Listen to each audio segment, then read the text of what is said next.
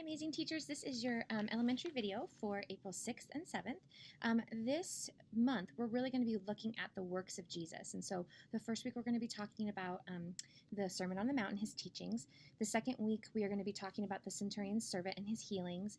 The third week, we're going to take a break and then talk about his greatest work, which is his death, resurrection, and ascension, and salvation through him.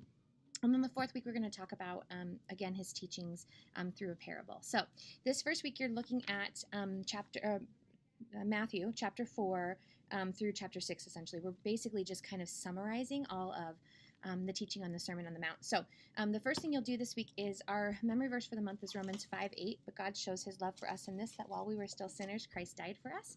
And so that kind of memory verse just kind of sticks with the entire month's lessons as we talk about Jesus' salvation through Jesus. So the first thing you're going to do is an object lesson with a dollar bill, just helping kids understand our worth, and that our worth is through Jesus.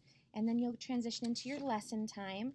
The lesson, like I said, is an overview, but I would just recommend, if you're actually the storyteller, maybe there's a part of the Sermon on the Mount that just really stands out to you, and maybe you want to highlight that in the text. There's definitely room to do that if you want to kind of bring something of your own into it.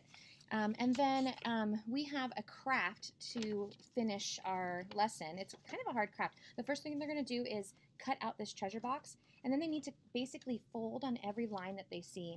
I just wanted to show you kind of how it works. This top piece is actually a curved top. So the first thing I would have them do once they cut it out is curve the top and then tape in these tabs first. And then they can do the same thing to the bottom. The key for them is when they're cutting to make sure they cut out the tabs. Like don't cut the tabs off. Make sure that they stay on. And then when they fold it, it should be able to kind of just fold up pretty simply. So anyways, that's your lesson. If you have any questions, please let us know.